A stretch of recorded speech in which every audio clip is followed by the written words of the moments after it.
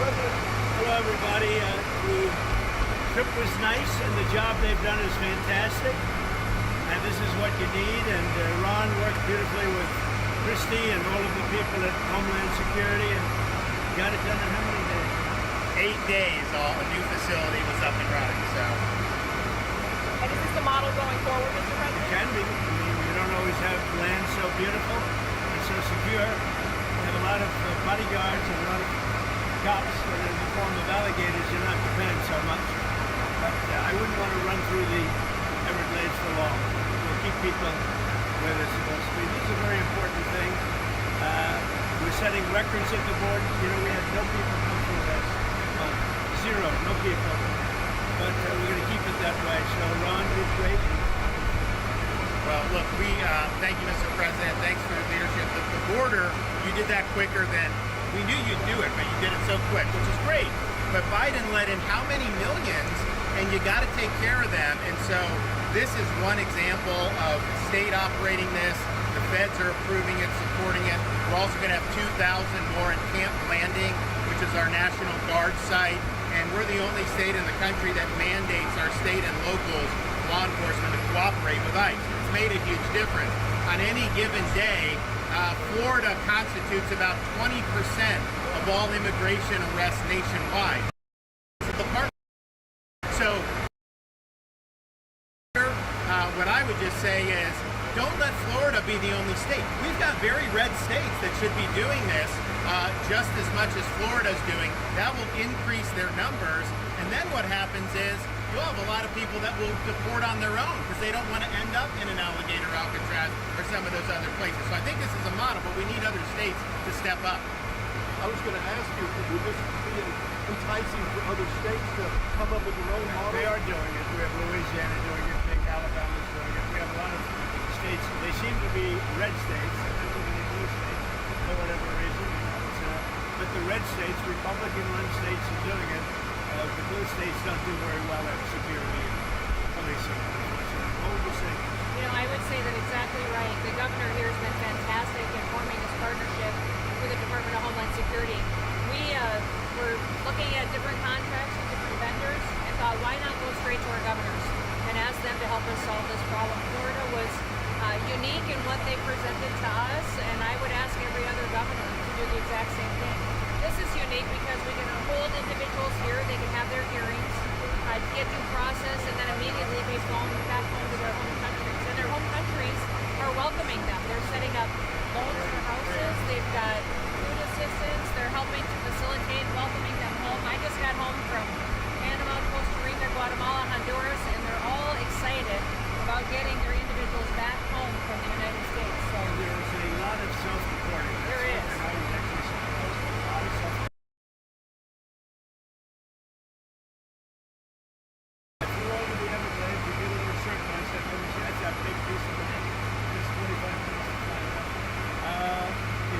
Potential for enlargement or additional facilities? There may be. I mean, I think what we're doing is, because this is an important part of Florida, we're using the existing footprint of this airport. So when you guys go over there, you'll see all the beds, the medical, the galley, everything is on the concrete. We're not using any of the other stuff. Now, as you'll see, there's a lot of concrete, so there very well may be. I know Secretary Noem and her team have said as soon as the president departs, we'll be open to start receiving folks. And so we'll see what the tempo is. We do have the 2,000 in Northeast Florida that will open very soon. So it is possible to do. One of the things I think that is exciting about this is we're offering up our National Guard and other folks in Florida to be deputized to be immigration judges. We're working with the Department of Justice for the approvals. I'm sure Pam will approve. But then I'll have a National Guard judge advocate here. Someone has a notice to appear, Biden would tell them to come back in 3 years and appear. Now you'll be able to appear in like a day or two, so they're not going to be detained hopefully for all that long. We'll have people here in this facility that can make, it's a bureaucracy. The president's got to deal with the bureaucracy. Now that Supreme Court ruling was good because that's going to allow him to be able to exercise Article 2 the way founders intended, but you still have bureaucracy. So we want to cut through that so that we have an efficient operation between Florida and DHS to get the removal of these illegals done. And are you still prioritizing going after the worst of the worst, or are you now arresting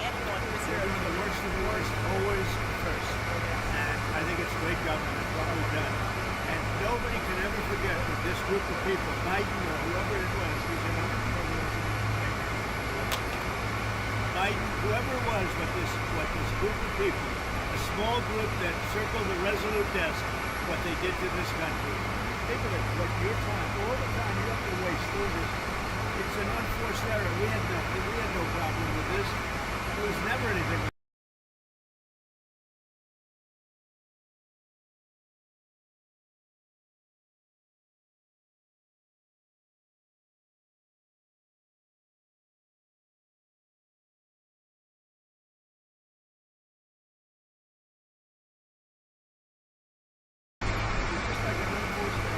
Mr. President, 2018, you suggested putting alligators in the Rio Grande to prevent crossings in Texas.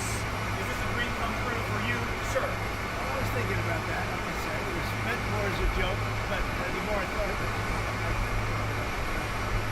and they were seriously, they were actually crocodiles. They were crocodiles from Africa. They are a step beyond. But no, that was really meant as a joke, but a lot of people liked it. A lot of people think we should do it. The Senate, it appears, is about to vote on I your hear we're doing beautiful well, bill. Ron. I hear we're doing well. Are you confident this can get I done don't by the know. 4th of July? What does confident mean when you're like, when you have one vote and you have 100 people going to vote? I think so. I think it's going to be the greatest bill ever passed, even for you as an example. Tremendous amount of homeland security. Oh, tremendous amount. It's going to keep the border secure because we have it secure now. But we need to build more wall. I built almost 600 miles of wall. We need more wall, and all of that's covered in this bill. This bill is amazing for everybody. It's an amazing bill for Florida too. Really great. You've heard the concerns about the Medicaid, though, Mr. No, President. we're not going to be playing with that. An estimated Only 11.8 wastewater million abuse. Americans could lose their The coverage. Are you Democrats have breaking it your wrong. promise? Waste, fraud, and abuse. In fact, if you look at what's gone on, we've gone way back. We take care of Medicaid, we take care of Medicare. They will blow Medicare and Medicaid because they have no idea what they're doing. Just like they don't have any idea what they did on the border, they have no idea. Medicaid is in big trouble with the Democrats. So you can promise anyone who loses their health care coverage that is because of waste, fraud, and abuse. Waste, fraud, only waste, fraud, and abuse, which is what everybody Mr. President, Russia has got 50,000 troops stationed outside of Sudan and Ukraine. What will you do if Russia authorizes Texas? We'll see what happens. I'm watching it very much. Prime Minister Netanyahu's visit next week. What are you hoping to get out of that? Do you think there'll be any Well, progress? it's going to be a very quick celebration. We had a great hit. It was a obliteration. Okay, now it turns out it wasn't. They demean CNN mostly and the New York Times, fake New York Times. They demean these great soldiers. They went over there 17 hours flying, and they hit bullseye after bullseye after bullseye. It all blew up. Everybody saw it. Then they get back, and CNN said, well, they did okay, but maybe it wasn't. I tell you, it was beyond obliteration. Nobody can even get down there. The tunnels are busted. Everything fell into the well. It was a total and complete obliteration, and we should celebrate these heroes. But what I'm doing is I'm bringing them on. We're bringing them to Florida or to the White House. I gave them their choice. I think I can take the White House. Mr. President, there's going to be a new bill called Make American Elections Great Again, forcing the U.S. Census Bureau to redo the census to actually get an account of how many Americans, proof of citizenship, are in our area, in our country, redistricting some of the House districts you're thoughtful about. Well, I'll speak for both of us. You didn't like this one. I know all about it. We want to bring our elections back. The election in 2020 was rigged, millions and millions of votes. It had to do with COVID and others, but it really had to do with their crooked people. The Democrats are very good at cheating the election. And that's why I said too big to rig. They tried this one too. But after about 9:02, they gave up too big to rig. Ron would love it. I would love it. Christie would love it. That's what they have to do. They have to bring it back. And we have to look, Ron, they include anybody that happens to be in your state. Well, California would lose like 5 seats if they did a fair census. And even beyond that, the Biden census gypped Florida of at least 1 seat. We only got 1 seat in the last census. Are you trying to tell me that Florida only had 1 seat in that. We should have had at least 2. Texas should have had another one. That could be the difference in the House of Representatives in the majority. So I would love for them to redo the census for 26. My legislature will redistrict those lines. We'll get it to where it's fair. But as it's right now, this country is not fairly apportioned. I've got so many more millions of people in Florida that have representation because of that flawed census. Mr. I President, think it's going to do very well. A lot of people, I know it's captivating. Everybody wants it. It's going to get in. It's going to pass. And we're going to be very happy. Elon Musk is ripping into this bill again. Are you concerned the Republicans are going to be swayed by Musk and his money? No, I don't think so. I think what's going to happen is Doge is going to look at Musk. And if Doge looks at Musk, we're going to save a fortune. Thank you very much, everybody. I don't think you should be playing that game. Thank you, Mr. President. Thank you very much, everybody. Thank you, Brad. Hi, Will. Been a long time.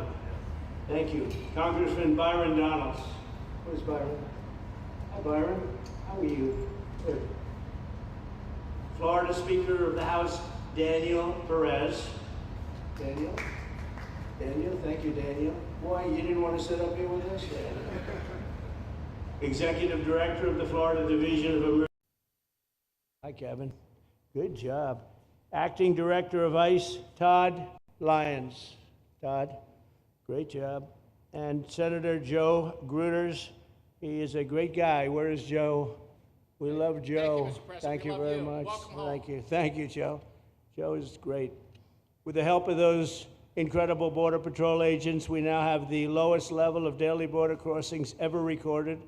As you know, last month, the month of May, just got released 2 days ago, the number of illegal aliens into the United States was zero. Even I find that hard to believe. That somebody must have gotten in, I think. I don't know, but they say zero. And the people that count them are radical left Democrats. So when a radical left Democrat tells me it's zero, I believe him. But there's still much work to do. In the 4 years before I took office, Joe Biden allowed 21 million people, that's a minimum, I think it was much higher than that, illegal aliens to invade our country. He invaded our country just like a military would invade. It's tougher because they don't wear uniforms. You don't know who they are.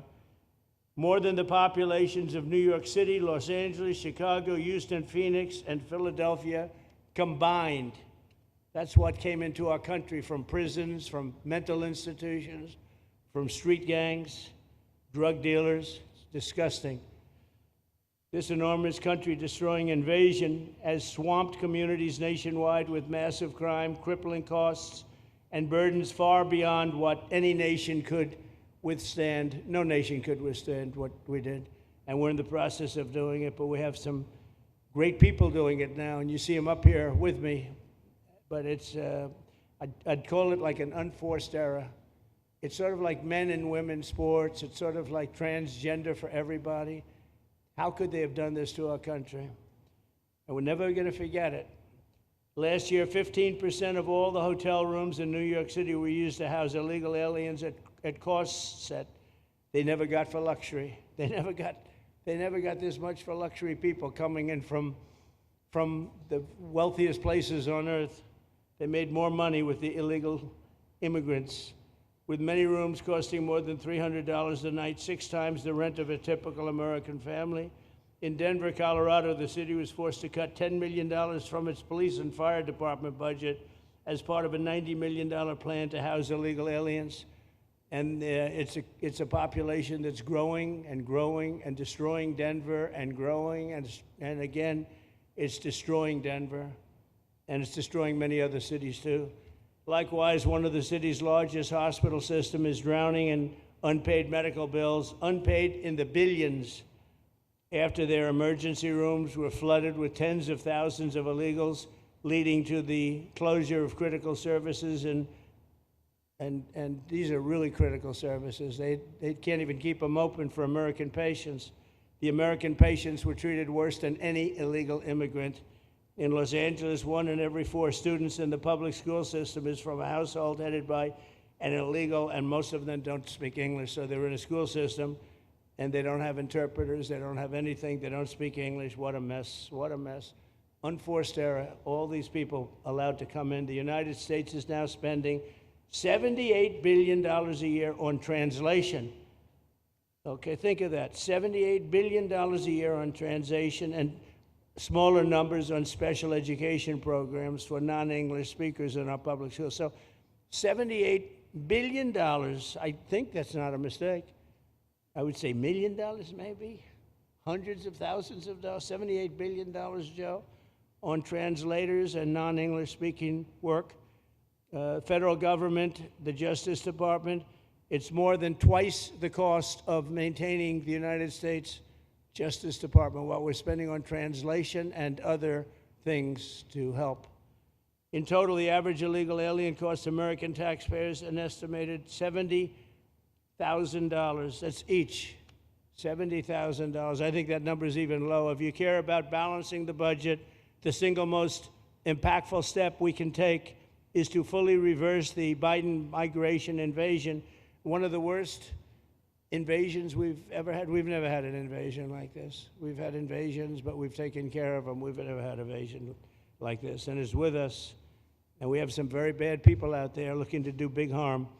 That's why the One Big Beautiful Bill includes funding for 3,000 new Border Patrol officers and 10,000 new ICE agents. And I've gotten to know the Border Patrol and ICE very well. Unlike Kamala, she was the border czar, but she never saw the border. She never made one phone call. She was some border czar. She would have been some president. Probably would have been slightly better than Biden, though. I had to run against both of them, you know? The one guy, it's like a fighter. You knock out the one guy who's doing badly, then they put somebody else in, but fortunately she was a stiff also. Otherwise, I would have been very angry. I would have been extremely angry. The heroes of ICE will also help round up and remove members of the savage drug cartels which are coming back into our country. And we got them out. Now some of them came back in. We just got them out again, and that's going to be a vicious cycle.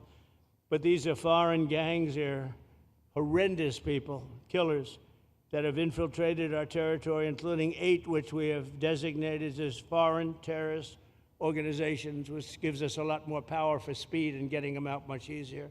And we had a great court victory, as you know, on Friday that allows us to do what we have to do from the Supreme Court of the United States. In 5 months, my administration has already arrested over 2,700 members of the murderous Venezuelan gang known as Tren de Aragua, including a pack of these sadistic animals arrested last month with over 280 guns, and these are guns of the latest caliber. These are guns that were made over the last period of less than a year, getting brand new guns, the latest and the greatest. Every day, our brave law enforcement officers are hunting down and deporting migrant criminals who have committed heinous crimes, including more than 13,000 murderers, 11,888 to be exact, but I'd probably say the 13,000 is right also. Think of it, 11,888, and more than half of them, they committed more than one murder. So, Ron, many of them are out of here already, but it's still it's a hell of a number to be confronted with. Just this year, ICE agents in Miami have apprehended illegals with arrests for murder, kidnapping, rape, child sexual abuse, and arson, people of the worst order. We're getting these monsters out of the United States, out of Florida, out of all the places that they're in. And on January 20th, I signed an executive order empowering governors and state police to be deputized to enforce federal immigration laws, and Ron's already taken advantage of it. It's a tremendous advantage for the states. Most of them are doing it. Actually, the blue states tend not to do it. Even a couple of them have, though. And I want to express my tremendous thanks to the state of Florida for embracing this opportunity and being a true partner. They've worked so well with the federal government. It's been just a beautiful, beautiful partnership. So, Ron, I'd like to thank you personally. You are my friend, and you'll always be my friend. And we may have some skirmishes even in the future. I doubt it, but we'll always come back because we just we have blood that seems to match pretty well. We have a relationship that's been a very strong one for a long period of time, and I appreciate it, very much appreciate it. And also, Secretary Noem, I'd like to say, have you say a few words. You have been unbelievable, the job you've done. You and our favorite person, Tom Homan, have done, and your whole staff, because it's a lot of people, and Tom acknowledges it all the time. He respects you so much. He respects the staff that you both built. And you're really doing one of the great jobs. And it was great that you could work with Ron in Florida so well. Built such a great facility. So please say a few words. Thank you very much. I don't know if this will work. Well, thank you, Mr. President. First of all, I want to thank you for putting the safety and the security of the American people first, and the way that you never lose focus on making sure that America stays our priority and that the families that live here get the chance to grow up and to raise their children in communities that are safe and that give them an opportunity to pursue the American dream. This facility here is a fantastic representation of what can happen when all of government works together and when it's accountable to the taxpayers and to the citizens that live here. The president signed an executive order that allowed us to build partnerships with states and with local law enforcement officers, which is exactly how things should function in this country. More power, more authority given to people locally so that they can take control of their own destiny. And so we have already been working under the 287G program to deputize law enforcement officers, whether they be state highway patrol, local sheriff's departments in all of our states, and allow them to go out with our ICE officers, our border patrol officers, and make sure that we're getting the worst of the worst off of the streets. We also recognize that as we've been doing that and returning people back to their home countries, that we need detention facilities. We need beds to put them in place so that they can have their due process before they return home. And this facility is exactly what I want every single governor in this country to consider doing with us. What happened to start this conversation was that a young man named Jimmy Percival in my office, my general counsel, who came from Florida and used to work here, called up the Attorney General and the governor and said, hey, what do you think about partnering with us on a detention facility that we could put in place that would allow us to bring individuals there? There's an airstrip close by. You guys volunteered the assets that you have and the connections that you have and worked with Kevin extensively so that we could come here, have their due process given, and return them home to their countries. And in 8 days, this facility has been stood up. And I want everybody to recognize that detention facilities that ICE adheres to is a higher standard than is required at state levels, at local Department of Corrections facilities, sheriff's offices. This is a state-of-the-art facility, air-conditioned, isolated though for security purposes, which is very helpful. And I appreciate so many people being willing to work together to make a project like this happen. Right here on this location, we'll have about 3,000 beds. Other location will have another 2,000 beds that will allow us to bring individuals across the country that we are bringing in and incarcerating for violating our laws and immediately get them out of the country as soon as we possibly can. It's exactly what we need to be perpetuating in other states. And what I would say is, I want all of you to notice these flyers that we've got, is that everybody who sees these flyers or anybody who sees these news clips should know you can still go home on your own. You can self-deport. If you go on the CBP Home app and go home now, you will get the chance to come back to the United States legally. You will get the chance to come back and do it the right way. If you don't, you may end up here. And you may end up here and being processed, deported out of this country, and never get the chance to come back. That is the consequences of breaking the law in the United States of America. Listen, our job is to uphold the law. This is a country of laws. We have a border now, and because we have a president that cares and recognizes that we need to be a nation of borders and a nation that upholds the law. If you break the law, there's consequences. We will deport you and you will never get to be a United States citizen. You'll never even get to come back here and work and to pursue the American dream. But if you decide you want to go home now, go home. And we'll help facilitate it. We'll buy your plane ticket. We'll get you there. In fact, I just got back from Panama, Costa Rica, Guatemala, Honduras. Those countries are excited to get their citizens home. They're setting up programs to loan them money to buy houses when they get there, help them with food assistance, get their children educated, scholarships. They want their citizens that are living here in the United States illegally to come home and to be a part of their economy and help their countries grow. So this is a win-win for everyone, and I just want to end, Mr. President, by thanking our law enforcement officers, by thanking our ICE officers and our Border Patrol officers for what they do every day. They are out on the streets and violence against them has increased over 500% since Trump has gone back into the White House, because he's upholding the law and because a bunch of liberals, socialists, and Marxists are out there lying about what President Trump is doing. President Trump is upholding freedom by what he is doing. The freedom to live safely in this country and to do things legally and to have justice. And because those liberals, and I'm calling out you, CNN, I'm calling you out because you lie every single day about what these operations are. We are going after murderers and rapists and traffickers and drug dealers and getting them off the streets and getting them out of this country because Joe Biden let the worst of the worst come in here. The other day I was talking to some marshals that have been partnering with ICE. They said that they had detained a cannibal and put him on a plane to take him home, and while they had him in his seat, he started to eat himself. And they had to get him off and get him medical attention. These are the kind of deranged individuals that are on our streets in America that we're trying to target and get out of our country because they are so deranged they don't belong here.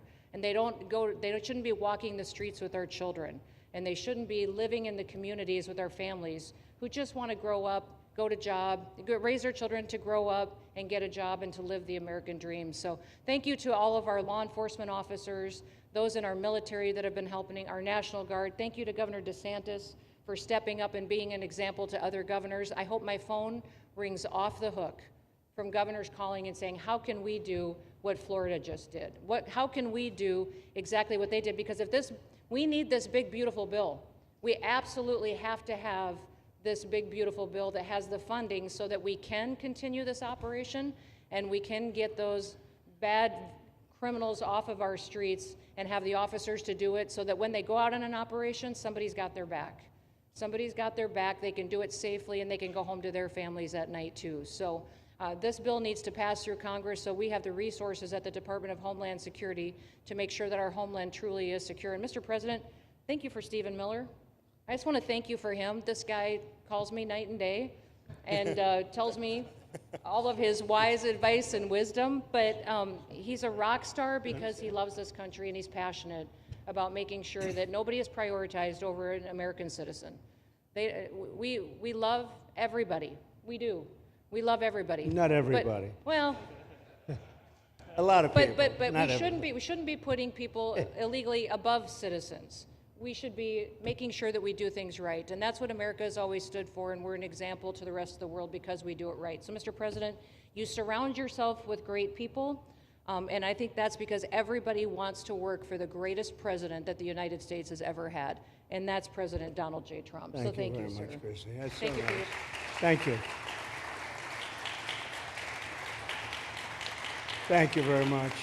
And I have to say that, you know, when Christie's name was put before me by Tom Homan, by the way, because I wanted him for the border, and somehow I thought that was going to be good in that sort. But he didn't want the upper job, and I said, who do you recommend? Christy Noem. I said, oh, are you kidding? She's great, but she's such a fine, elegant person. He said, sir, she's tough as hell. I said, are you sure? You are tough as hell, I tell you, and you do it in a very nice way, but you are, if you ever saw her ride a horse, she rides a horse like she should be in the rodeo. She's like an unbelievable horse person, and you've done a fantastic job, and Steve Miller would even agree to that. And he likes nobody, by the way. I don't think he likes anybody. And another one we like is Ron. And Ron, would you say a few words, please? Sure. Well, thank you, Mr. President. Welcome back to Florida, and I think this is the first time you've been back since the events of a couple weeks. So just let me say, as somebody that was serving on active duty in Iraq back in the day, we witnessed the number of our troops that were killed or wounded by the Iranians. We know that they're a militant Islamic regime that was hell-bent on getting nuclear weapons, and under Joe Biden, they were about to get nuclear weapons. And because of your strong actions, those dreams and those ambitions have been reduced to rubble. And I thank you. I know a lot of veterans thank you, and people in Florida really thank you for stepping up and really making a strong, tough, but strong decision. I think we're much safer as a result of that. Now, on the immigration, I think President Trump's election represented the chance for us to finally solve this illegal immigration and border problem once and for all. I knew he was going to do the border, although he did it very quickly and very thoroughly. I think that no one can say that that's been anything but a spectacular success. But then we have the issue of Biden let in how many millions of people? And you had millions that had been in over decades previous to that. You can't have a country if you don't have respect for the rule of law. You can't have a country if foreigners get to decide who comes in. No, we, the American people, make that decision, who's allowed or not allowed to come into our country. We've seen Europe be overrun by open borders, so we're not going to let that happen here. So when President got elected, I knew that the states had an important role to play in facilitating this really, really historic mission. We're the only state in America, Florida, that requires full cooperation with ICE from all state and local law enforcement entities. And what is the net result of that? We have these agreements for these 287G task force with sheriff's departments, police departments, state agencies, and it's really instrumental in rounding up a lot of really bad people who shouldn't be here. If you look at the number of those full-blown 287G agreements that have been executed around the country, the state of Florida accounts for 60% of those. If you look at the number of immigration arrests of illegal aliens on any given day, the arrests happening in Florida constitute between 15 and 20%. Nationwide. So we're all in on this because we understand how important it is to our citizens. It crowds schools, it crowds medical, it crowds housing. Yes, you have illegal alien crime as well, and people want the problem solved. And the only way we're going to solve it is if states like Florida step up and help the president, help Secretary Noem get the job done. Now, this facility here was really in response to us working with DHS and ICE from the time the president got sworn in. And the number one thing they kept coming back to was, you know, Biden decimated the agency. I mean, let's just be clear. You could have illegals in Florida. Biden would just release them. Even when they had notices or they had orders to be removed, Biden wouldn't send them back. So their interior enforcement collapsed under Biden. So they're building it back up. But they're like, we need detention space in order to be able to bring about more deportations. And so what we have here can hold 3,000 now. We have 2,000 facility up at Camp Blanding that we're going to be open, which is our National Guard site. But think about what you have here. They come here, say they already or been ordered to be deported. You drive them 2,000 feet to the runway, and then they're gone. It's a one-stop shop. And this airport that's been here for a long time is the perfectly secure location. It's going to make a big difference. And let me just thank everyone who was involved. We got the call from DHS a little bit more than a week ago, and here we are 8 days later with this facility open, and as soon as Air Force One departs, it'll be swept, and it'll be open for business to be able to do. But our goal here is to process them and be able to effectuate their return to their home country. This is the opposite of what they were doing in New York by just putting them up in a hotel and then just letting them stay there indefinitely. No, we want to be able to send back. And when you walk into the processing, the president and I, Secretary Noem, Kevin Guthrie, walk through that initial intake, the first thing you see is information on how to go home on your own. Why would you want to come through Alligator, Alcatraz if you can just go home on your own? I think a lot of people are going to make that decision. So you're going to have a lot of deportations that are going to be done by the administration, but I think you're going to have a lot of voluntary as well. So this is a force multiplier for the president's efforts. I would just say and echo what Secretary Noem says. There is no reason why other states can't be doing it. And I know Louisiana, Texas, a couple of them, but we've got if only the red states did this, they would be able to expand their capacity by tens of thousands, maybe 50, 100,000 on a given day. That's how you really start to make a difference. And so we're proud to be able to partner with the Trump administration on that. Mr. President, thanks for coming down. I think you highlighting this is going to move the needle in a big way throughout the country, and I think it's going to help all of us achieve the really big results that I think our voters want to see. Thank you, Ron. Great job. Thanks, Ron. Thank you, Mr. President, for the opportunity. My name is Kevin Guthrie. I'm the Executive Director of the Florida Division of Emergency Management. And I'd also like to thank President Trump and the Department of Homeland Security Secretary Noem for joining us here today and for their continued support. I want to thank first by thanking the man to my right, and that's Governor Ron DeSantis, whose bold leadership and swift action made this project possible. Make no mistake, this facility would not be standing here without the President, the Secretary, and the Governor's vision and determination to uphold the rule of law. Florida is and will always be a law and order state. Even before the President took office, the Governor made it clear that illegal immigration would not be tolerated in the state of Florida.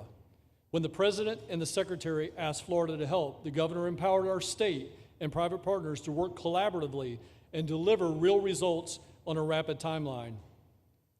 The Florida Division of Emergency Management is best known for leading the nation in hurricane response and other natural disasters. We understand how to act fast without bureaucracy in the face of any emergency. Our teams built roads in 8 hours, bridges in 3 days, base camps in 72 hours, and full causeways in 2 weeks. Getting things done quickly, efficiently, and correctly is at the core of our mission. We simply just want to be the best at what we do in the nation. When the Governor called me, and we answered, and we were proud to bring our logistical expertise to the table.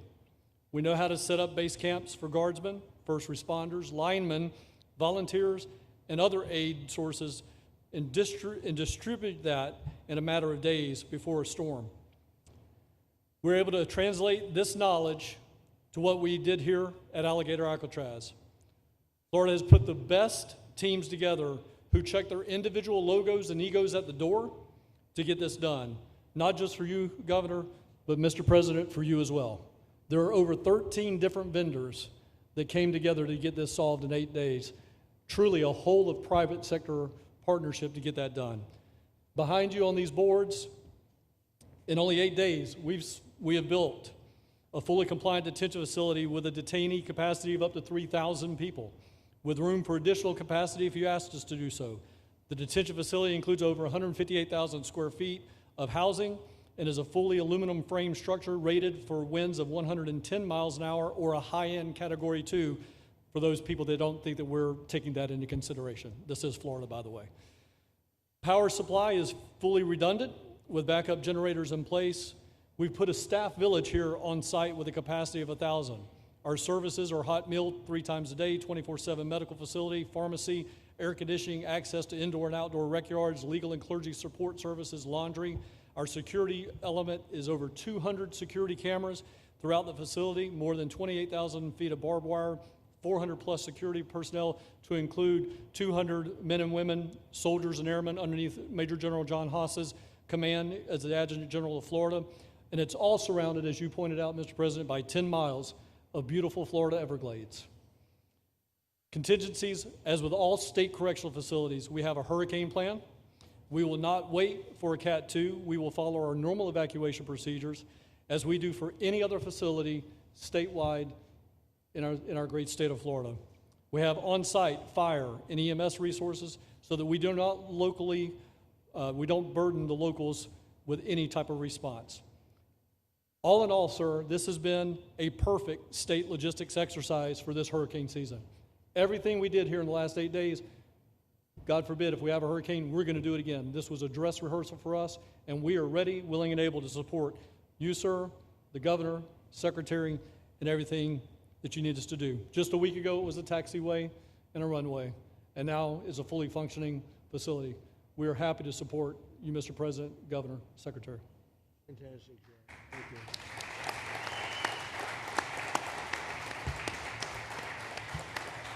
Byron, please.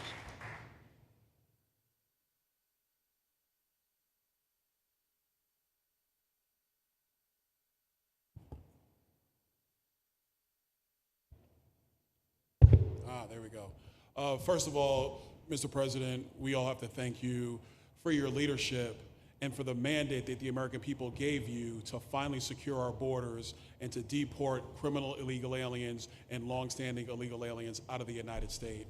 That is a mandate given to you by the American people. I know Secretary Noem, Stephen Miller, Governor DeSantis, myself, on behalf of the other members of Congress in the Senate, and of course here in Florida, we are behind you 100% in that mission. To the governor, I really appreciate you and commend you for your leadership on this, taking swift, decisive action to building this facility. one of the things that has occurred because of the work you did earlier this year with the legislature is that our sheriffs are out there every single day. They are arresting these criminal aliens in our streets, and they're seeing some backlog in their jails. So this facility primarily goes to address some of that backlog and then to help us fulfill the mission that the president has led us to. So Governor, thank you for your leadership and thank you for your decisive action on this. It really does mean a lot to all the people of Florida, of course the people of the 19th Congressional District. Secretary Noem, I mean, what can I say? The president's right, you're double tough. So we appreciate all your leadership. You and Tom Homan have been doing a great job. And I'm actually going back to DC after this because we have to vote on one big, beautiful bill in the House. We have to get that to the president's desk so we can get you the resources that you need to fulfill the mission that the American people have asked us to do. I totally agree with what Mr. Guthrie has said. This is a logistical marvel when something like this occurs. We've seen Florida Department of Emergency Management answer the bell time and time again. The governor has said we need to accomplish this, and DEM gets that job done. And we had a side conversation about, I know there were some concerns. People were like, well, what happens if a hurricane comes? What happens if this happens? And I looked at Kevin Guthrie and I said, you already have a plan, don't you? And he goes, of course we have a plan. You know that we do. This is what Florida does, Mr. President, and so I want to commend you for your leadership and your vision on this. Governor, thank you for all that you've done with your vision and determination. Secretary Noem, we're going to get the bill done so you get the resources you need. See you, sir. Thank you very much. Oh, thank you. Wow. Thank you. You know, I'm waiting, listening to these wonderful words, and they are music to my ears, but I was also wondering how we're doing, because I know this is prime time. It shows that I care about you because I'm here and I probably should be there, but we do care. Thank you very much. James, please. We're all happy now, James. Yeah. Well, I can speak on behalf of all of our sheriffs, state law enforcement, our police chiefs. We are going to continue to make arrests, our pedals to the metal, as many as we can. We want to fill this place up. The governor and Kevin have shown they can build bridges in 3 days, so why not some detention facilities? Hopefully there's more to come. And you really kind of were the inspiration for this. We like the idea of reopening the original Alcatraz. I don't know if that can happen or not, but we thought, hey, we've got our own natural Alcatraz in the middle of the Everglades. Right. Great runway, great perimeter, so let's make it happen. In Florida, we walk the walk, and we will deliver for all of you. Thank you. Well, I heard you were responsible for the locational pick, and you cannot have picked a better location. I said, whoever the hell made this choice, I know you take it a little heat from some environmental groups, but I take it all the time, and that's an honor. But I heard you were very responsible for that choice, and that was a big choice. Thank you very much. Great job, James. Thank you. Do you want to finish over here, and then we'll go over here, and we'll go back and celebrate the big, beautiful bill that you just got passed. You sure that's right, Brian? Yeah, all right. Wow, good. He's doing a good job. Right. Wow. Mr. President, first of all, I just want to say how grateful we are that you're back here in your home state of Florida. You've been doing an amazing job, not only at our border, but around the world, keeping this country safe and Americans. We are grateful for your leadership. God had a plan for us, and it was Donald Trump. So thank you for that. As a member of the Immigration Board and as the Commissioner of Agriculture of this state, I've been happy to help lead with the governor and the rest of the cabinet on this issue. We're very proud, Secretary Noem's here today and others, to represent not only the United States in our efforts to make this commitment to keep our citizens safe, but we're going to continue in Florida to remove the barriers to have your vision come true of a safe United States. We're going to get these illegals, the illegal criminals out of this state, and we really appreciate you and your leadership in this effort. So thank you for being here today. Thank you very much. You're doing a great job, too. Thank you. Thank you, Mr. President. Joe Gruters, State Senator. I'm a member of your Homeland Security Advisory Council, your Vice Chairman. Thank you for that appointment. Getting to watch what you've done over the last 5 months to deliver on a 50-year hope and dream of the American people to secure the border. When President Trump came into office on January 20th, the United States had endured the largest wave of illegal immigration in human history. Not just American history, human history. And within just a few days, President Trump, through his strength, leadership, diplomacy, and vision, achieved the most secure border anyone in the world has ever seen. When we recently went overseas to the NATO summit, I had senior staff in foreign governments come up to me and ask me how he achieved the Trump miracle on his border and could that be replicated in their countries. For individuals who don't work in this space, to have 0 successful illegal entries in an entire month should be an impossible achievement.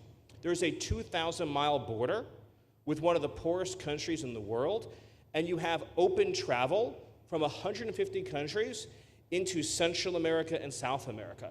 There are 2 billion people in the world that would economically benefit from illegally coming to the United States. And through the deployment of the military, through the deployment of novel legal and diplomatic tools, through the building of physical infrastructure, through the empowering of ICE and Border Patrol and the entire federal law enforcement apparatus, President Trump achieved absolute border security. And now, once this legislation is passed, he will be able to make that with those resources permanent. Watching what you've done, sir, has been one of the honors of a lifetime. I'm proud to be able to play any role in it. And what President Trump is going to achieve next with the resources in this bill will make America safer, stronger, freer, more sovereign, and more prosperous than it has ever been before. Thank you, sir. Thank you, Steve. Oh. Thank you. And the bill is going to be great for Ron. It's going to be great for Florida, too. A lot of set-asides for Florida, some of the things that you wanted to do. And so it's great news to hear that it was approved. Do you want to take a few questions, Ron? We'll take a few questions from these. Yeah, please, go ahead. Yeah. Thank you, Mr. President. Given the likelihood of the One Big Beautiful Bill passing, and we look forward to the success of this facility here, how many more facilities like this do you feel that the country needs in order to enact your agenda of mass deportations? Well, I think we'd like to see them in many states, really, many states. This one, I know Ron's doing a second one, at least a second one, and probably a couple of more. And, you know, at some point, they might morph into a system where you're going to keep it for a long time. You know, it's not that far away from jails that take years to build, and money is spent and wasted. And, you know, like the railway that they have in California that costs like 40 times more than it was supposed to cost. The same things happens with prisons. You look at this in a short period of time, Ron, James, and some of the people that really worked on it along with our people, they did this in less than a week. And you look at it, it's incredible. The incredible thing is picking the site, because the site was one of the most natural sites. It might be as good as the real Alcatraz site. You know, it could be. Well, that's a spooky one too, isn't it? That's a tough site. But so I think it could last as long as they want to have it. I mean, you may morph this into, you know, your prison system, frankly, which I know you always need, unfortunately. I'd like to say, you know, a little controversial, but I couldn't care less. We have a lot of bad criminals that came into this country, and they came in stupidly. It was an unforced error. It was an incompetent president that allowed it to happen. It was an auto pen maybe that allowed it to happen, and it did happen. But we also have a lot of bad people that have been here for a long time, people that whack people over the head with a baseball bat from behind when they're not looking and kill them, people that knife you when you're walking down the street. They're not new to our country. They're old to our country. Many of them were born in our country. I think we ought to get them the hell out of here, too. You want to know the truth. So maybe that'll be the next job that we'll work on together.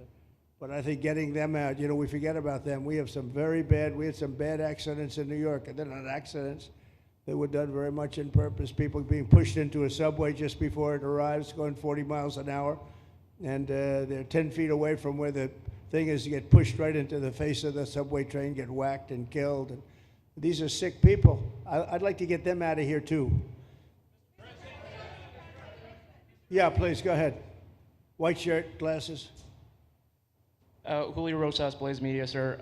A couple months ago, I ran into former DHS Secretary Mayorkas, and I asked him a couple questions about his disastrous handling of the border.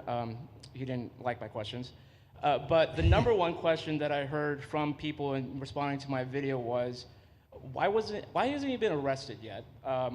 You know, obviously you guys are cleaning up the mess that was made deliberately for the past 4 years, and so people want accountability. It's great to see that the border is secured, and it's great to see the state level cooperation, but I guess I would ask you, why hasn't he had been held accountable, or anybody really. Well, you been held know, accountable. pardons were given out by many to many people, and they shouldn't have been given out. Like the Unselect Committee of Political Thugs was given a pardon because they destroyed all of the information from 2 years of hearings, and they should be arrested, but they were given pardons. Was he given a pardon, Mayorkas? Was he not? I don't believe so. Well, sir. I'd take a look at that one because what he did is it's beyond incompetence. Something had to be done. Now, with that being said, he took orders from other people, and he was really doing the orders. And you could say he was very loyal to them because it must have been very hard for him to stand up and sit up and talk about what he allowed to happen to this country, and be serious about it. So he was given orders. If he wasn't given a pardon, I could see looking at that. In fact, why don't you take a look at it, Kristen? He was impeached, but yeah, it was just a fake impeachment. It was a fake impeachment. Why don't you take a look at it? I think he was so bad. They were all so bad. Look, it was the worst president in the history of our country. We've had some bad ones, but he was the worst president. But somebody told Mayorkas to do that, and he followed orders, but that doesn't necessarily hold him harmless. So take a look at it. Very good question, actually. Thank you. Yeah, please. Go ahead. Mr. President, you and the Secretary have both said that many people have self-deported since you came back into office. Yeah. How many is many, and has the rate gone up? How do you see the tempo of that moving forward going on?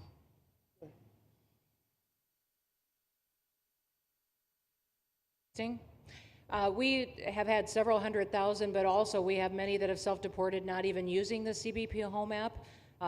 When I have gone to these other countries to negotiate security agreements and information sharing on criminals, who's coming and going into their countries, they report that hundreds of thousands have come home that weren't on our radar, that they are coming home on their own and self-deporting because they want the chance to be able to go back to America someday. So we believe it's over 1 million, possibly more than that. I'm asking all of those countries for their information on what they have of individuals that may have returned home, that they have taking advantage of their programs to help them become a part of their civilization again too. So we know it's over 1 million, but we have to, I'm getting more information and that number will grow. If they don't leave, they never get the chance to come back. If we have to take them out, and we will, they'll go out, but they never get a chance to come back. The other way, we actually make it a little bit easier for them to come back. Okay, thank you, good question. Thank you. The bill is now passed in the Senate, but we are already hearing from some Republicans in the House who say they cannot get on board with the changes that were made to the bill in the Senate. What is your message to those holdouts? Well, I just heard that about the Senate, and the bill just passed, and it tells you there's something for everyone. I mean, it's a great bill. There is something for everyone, and I think it's going to go very nicely in the House. Actually, I think it will be easier in the House than it was in the Senate. And just to be clear, on the Medicaid cuts, you've promised not to cut Medicaid, said this is all just targeting waste, fraud, and abuse. Are you saying that the estimated 11.8 million people who could lose their health coverage, that is all waste, fraud, and abuse? No, I'm not saying that. I'm saying it's going to be a very much smaller number than that, and that number will be waste, fraud, and abuse. And if you look, they took a much more liberal stance on the Medicaid situation than they could have. They had a tough stance and a weak stance. They took not a very strong stance on that to start off, and it's waste, fraud, and abuse, and everybody wants that covered. What number is that? What analysis are you seeing? I'm not seeing a number, but I know it's much less than the number you gave, and we really were very, very cognizant of three things. Social Security, we're going to take care of it beautifully. Medicare and Medicaid, and we are going to save it, whereas the Democrats are going to, you won't have it. They will destroy Medicare and Medicaid, and they have to because their numbers don't work. So it's not going to happen. They're the ones that have destroyed Medicare. They have made it so bad already, they're going to make it a lot worse. But now we'll be in charge, so we're going to have no problem with Medicaid or Medicare or Social Security. Thank you. Yeah. Claire Gall with Wink News in Fort Myers. What is your direction to ICE when it comes to arresting farm workers here illegally, other workers in industries that are pretty critical to Florida's economy? Yeah. Well, we're very much cognizant of that, and as you know, I won the farmers by 92%, and I'm not going to be abandoning my farmers. We were strong on the borders, but we're also strong for the farmers and for others in the hotel industry, et cetera. You know, we have similar situations, and Christy and I, and we'll be working with Ron and a lot of the states. We're going to work something where the farmers can be responsible for some of the people that have, and they have people around for 10, 15 years that they know very well. We're going to put them responsible and we're going to issue a form of a card or document, and the farmer's going to be responsible for these people. They're not going to have citizenship, but they'll be working, they'll be paying taxes. We need to get our farmers the people they need, otherwise our farmers aren't going to be able to do their land. You know, it was tried once before, many, many years ago, where there was a very strong guy, and he got everybody out, and every farm almost in the country, but every farm in California, every farm in Iowa, almost all the farms went bankrupt. They had nobody to work, and we don't want to have that situation. So we're going to work it. We're going to put our farmers and others in charge of the people that they have under them. They know the people, and I think it's going to work out really well. We're going to take care of our farmer, but we're going to get the criminals out, okay? Yeah, go ahead, please. Thank you. Mr. President, how do you respond to critics who fear that a 3,000-bed detention center and the waste that that could produce will pollute the surrounding federal protected land, including land that both administrations have invested billions of dollars in restoring? Well, I was one of those that invested billions of dollars and hundreds of millions of dollars right here in the Meadowlands, but in the Everglades, and the Meadowlands too in New York. If you look at what we did up there, speaking of the Meadowlands, a lot of places like this, but this is a very unique one. One thing I'll say about this land, we'll be gone 1,000,000 years and this land is still going to be here. It's not going to be much different. You'll have the water moccasins, you'll have the alligators. You may not have people, but you're going to have all those animals. They're going to be around, and you got plenty of them out here. I think it was a brilliant choice, and I think almost anybody in his or her right mind would say this was a brilliant choice. I give the governor a lot of credit for using this piece of land. And in addition to that, it's on top of something that was already developed. It's an airport. You know, you have the runways, you have so it's already been developed. So it's not like you're dropping dirt right into the thing. There was zero movement of that. That was done many years ago because the airport's very old, but it was an abandoned railroad, an abandoned airport. And frankly, it's like perfect. And you can do expansion on this site substantially without doing anything. So the people, I heard them complaining about the Everglades. There's no, I don't think you've done anything to the Everglades. I think you're just enhancing it. This was already here. How long has the airport been here? Decades.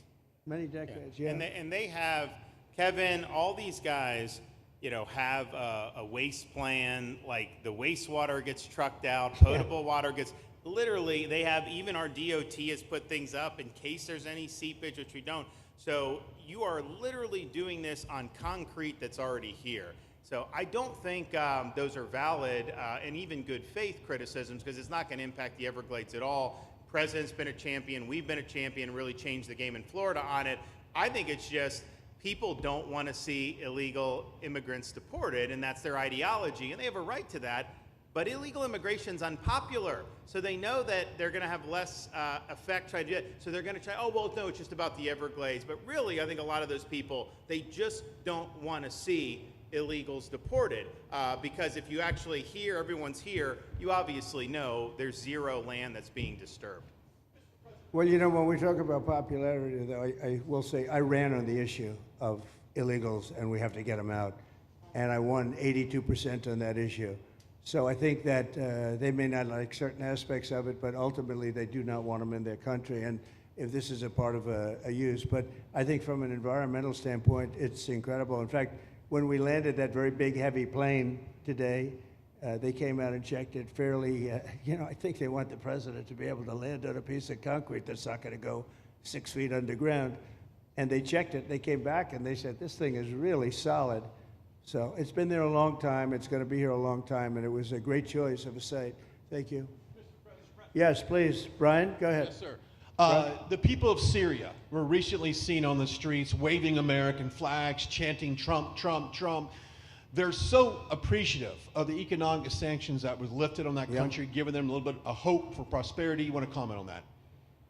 Well, they're great people, and the man that is leading them has a reputation. You know, he's the head of some pretty tough organizations, and a lot of people criticized me for that. I said, well, what are we going to do, take him out of a day school, a country day school? It's going to be, by nature, I would think, Ron, they'll be pretty tough, and he is pretty tough, but I met him Spent a lot of time with him, good guy. I took off the sanctions because if I didn't do that, they wouldn't have had a chance.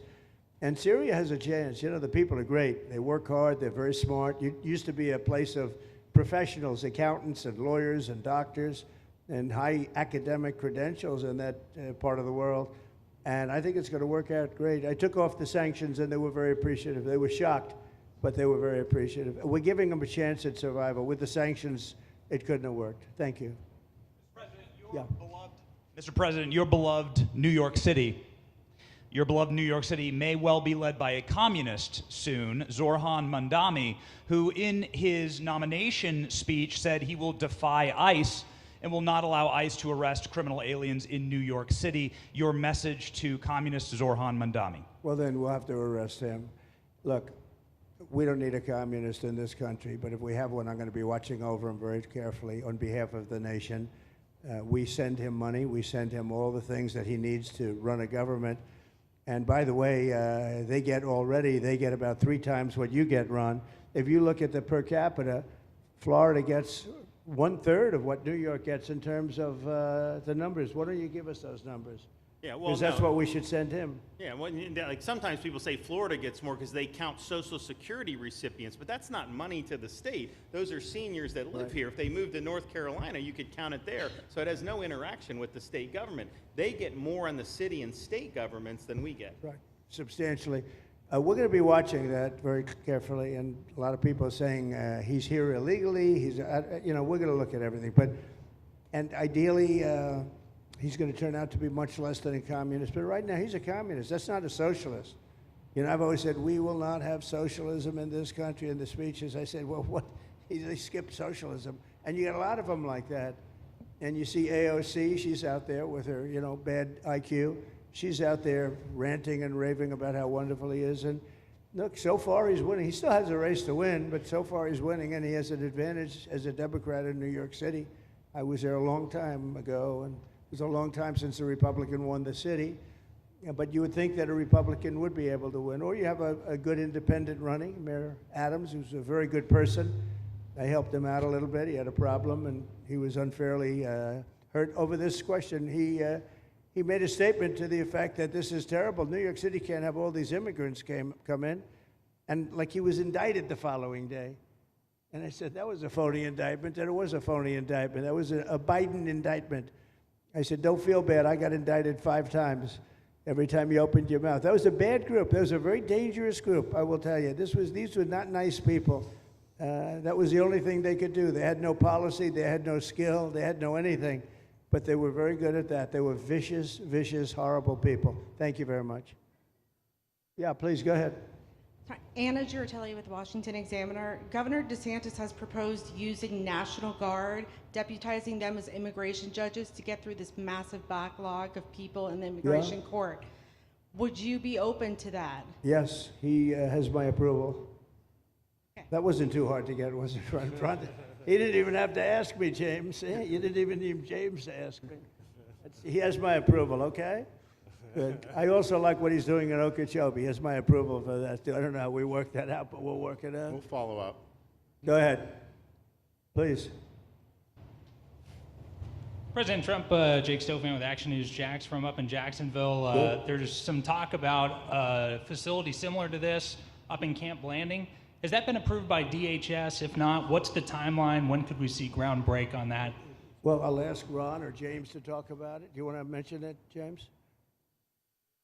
The overarching plan, I think the secretary has said she supports the whole plan, so you guys are going to keep going. Yeah? So, Mr. President, just specifically, the response for proposals is out for that today. It closes, I can't even remember what day of the week it is, but it closes on Wednesday at 5 o'clock. Then we will do notice to proceed. So I would say right after our wonderful Independence Day, we will be starting construction there at that facility. You're going to have another big runway there, too. That's great. Wow. Well, I love these runways. It's very convenient, I must say. Having a runway is a nice thing. Today, you don't get runways approved. I will tell you, it's tough to get a runway. Although in the age of Trump, you get them approved fast.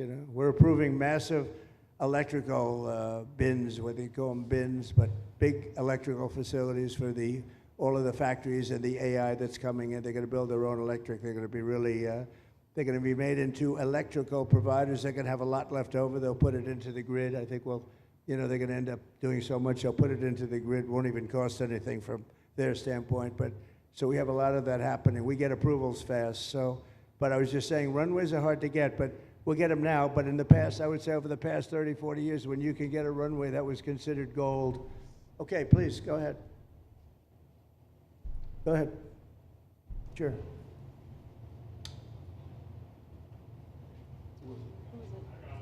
Okay, go ahead. Yes. President Trump, Laverne McGee, News 6 Orlando. You have fulfilled several campaign promises along with the help of Governor Ron DeSantis.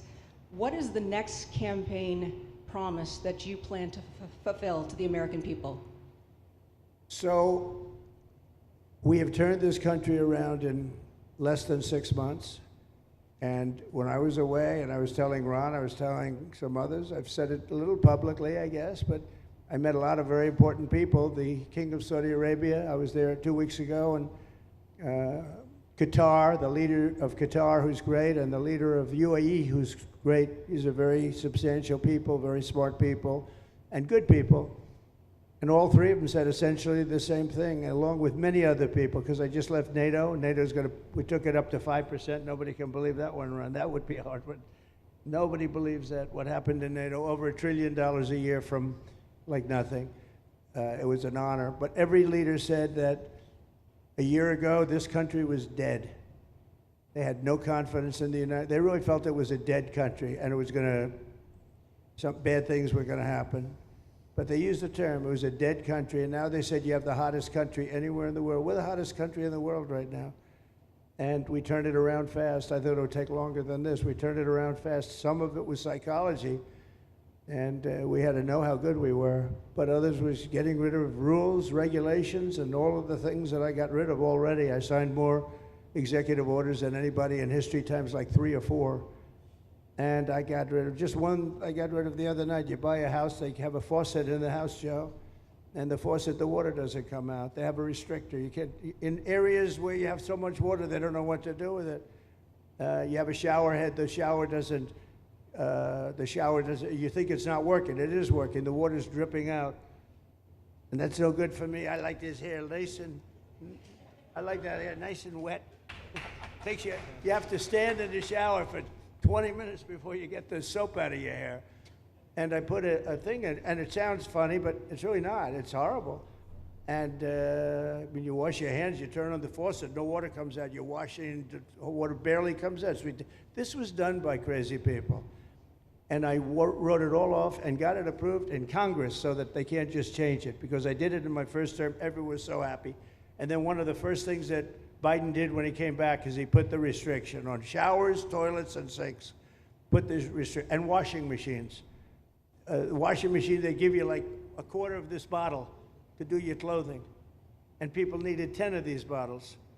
And the people came to me from Whirlpool, and they said, we can't make a machine that's competitive. We can't make a machine anymore. It doesn't work. Why? They don't let us use water. Do you have any problems with water? No, we have so much we don't know what to do with it. You know, it comes down from heaven, right? And I approved all of that, the washing machines, the whole thing. The dishwashers, that was the other one. They give you like this much water right up to there to do your dishes. So people, you know what they do? They keep pressing the button. So they end up doing the dishes 10 times. They end up using more water than you would have used if you did it right in the first place. So all of that stuff has been written off. It sounds crazy. It's little things. The straw, I let you go back to a plastic straw. I was tired of having straws melt in my mouth, you know? It wasn't working. The paper wasn't working too well. So these are little things that I did.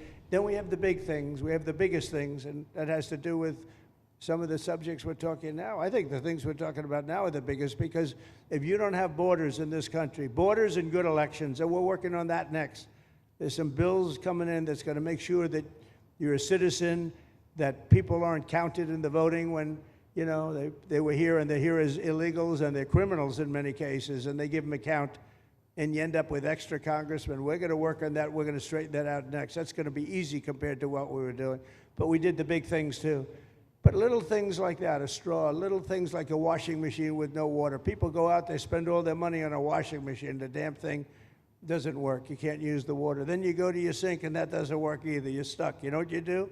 You have dirty plates the next day. That's it. And we solved so many common sense problems. And they weren't easy. You know, there are people that really believe in this stuff. But, you know, most states have so much water they don't know what to do with it. And look at North Carolina. I mean, they had a lot of water. And they have to get restrictors on their, you know, on their kitchen faucet. So we're very proud of the things we did, and we're going to do a lot more of them. Yeah, please, go ahead. You guys in good shape. Hey, it's Eric Bowling. How you doing, sir? Something we've talked about for, I'd say, better part of 20 years. I think it's something near and dear to your heart, energy, our energy security. Under Joe Biden, average price of oil for the 4 years was about $79 a barrel. He drained the SPR halfway down, promised to replenish it, never did. Right. Under you, first term, $53 average price for 4 years. Biden was $78 for 8 years. It was never refilled. The question is now it's $64 or so. Yeah. What coming down rapidly. Coming down, and what a great opportunity to fix another one of Joe Biden's problems, one of the things he broke in America, giving us the energy security of an emergency SPR, Sure. fill it to, maybe even go beyond and fill it to 1 billion barrels this time at a much cheaper price. Thoughts on the energy sector? So it holds 77 million barrels, and we had it up to the top, if you remember. And I was proud of that, and I made a deal to buy it at the lowest price of oil. It was a good deal, good instinct. And we filled it up, and when he came in, he started using it to keep oil prices down because he blew our energy policy out. Energy and his bad spending is what caused inflation. So now we have no inflation. Gasoline just hit $1.99 today in 5 states. $1.99, isn't that a nice sound? It was up to $4, and going up to $5, $6, and $7. In California, it was $7.70. But we just hit in five states, $1.99, $1.98. And it's coming down to that level, so that'll be a big thing. And one of the reasons the prices and costs are going down when you go to the supermarket, because I said I was going to get costs down. We're getting the costs down. Food is coming down. When I came out, my first week, if you remember, I had a lunatic reporter screaming at me saying, eggs are going through the roof. What are you going to do about eggs? I said, I just got here. I didn't know anything about eggs. I had to call you. I said, look, I just got here. Tell me the problem. Well, they're doubled in price, and they're going to be 5 or 6 times higher. They were right, actually. I said, let me work on it. And now we have eggs down to the same numbers it was when I first came in. You know, we lowered the cost of groceries. A simple word like that, groceries, it was like almost a strange word. I hadn't heard the word in so long, but what could be more beautiful than the word grocery? And we have the prices way down. We have the energy way down. Energy brought the groceries down, if you want to know the truth. And, you know, so we think we're going to get it lower, and we're going to fill up the it's called the Strategic National Reserves. I had it topped out, and this guy would use them every time before the election. He'd use them whenever they had an election. It was artificial. But believe it or not, as big as that are hundreds of millions of barrels of oil, all filled up at low prices. But it was really meant for wars, and it wasn't meant for keeping your prices down during a holiday so that somebody could get elected. But they used it, and they didn't bring it. The only mistake you made, they didn't bring it a little down. They brought it right down to the bottom. The thing is practically empty. They never filled it up. They never spent 10 cents in filling it up. And we'll do that. When the market is right, we'll fill it up. I want to fill it up when the market's right. Thank you. How about one more question? Okay, please, in the back. Dana Marie McNichol, Fox News Channel. Mr. President, is there an expected time frame that detainees will spend here, days, weeks, months? And does that have anything to do with the immigration judges you just spoke about being trained and staffed here? When you say, what was the first part of your question? Who? Is there a specific time frame you expect the detainees to spend here? Days, weeks, months? In Florida? Yes, here at Alligator, Alcatraz. I'm going to spend a lot. Look, this is my home state. I love it. I love your government. I love all the people around. These are all friends of mine. They know them very well. I mean, I'm not surprised that they do so well. They're great people. Ron has been a friend of mine for a long time. I feel very comfortable in the state. I'll spend a lot of time here. I want to, you know, for 4 years, I've got to be in Washington, and I'm okay with it because I love the White House. I even fix up the little Oval Office. I make it, it's like a diamond. It's beautiful. It's so beautiful. It wasn't maintained properly, I will tell you that. But even when it wasn't, it was still the Oval Office, so it meant a lot. But I'll spend as much time as I can here. You know, my vacation is generally here because it's convenient. I live in Palm Beach. It's my home. And I have a very nice little place, nice little cottage to stay at, right? But we have a lot of fun, and I'm a big contributor to Florida, you know, pay a lot of tax. And a lot of people move from New York, and I don't know what New York is going to do. A lot of people moved to Florida from New York, and it was for a lot of reasons, but one of them was taxes. The taxes are so high in New York, they're leaving. I don't know what New York's going to do about that, because some of the biggest, wealthiest people and some of the people that pay the most taxes of any people anywhere in the world, for that matter, they're moving to Florida and other places. So we're going to have to help some of these states out, I think. But thank you very much. I'll be here as much as I can. Very nice question. With that, I'd like to just end by saying I want to thank Ron and James and all of the people that have done such a great job, all of your staff. Really fantastic work. And it really started with site selection. You can do a great job, but if you have the wrong site in real estate, you have the wrong site, you're dead. And this was a great site selection, despite what you may read in the environmental press. Good job. And this was an honor for Christy and myself and Steve and all of our people to be here. And I also appreciate the media. They've treated us very fairly. Over the last few weeks, I've been treated very nicely. And it's so unusual. I'm not used to it, but we've gotten great accolades. Brian, I want to thank you for calling out, because I was waiting here, because I knew the vote was taking place and I'm answering questions, right? So I want to thank you very much and say hello to our friend. And I will see a lot of you. Thank you very much. We're going to make America great again. Thank you very much. Thank you. Thank you.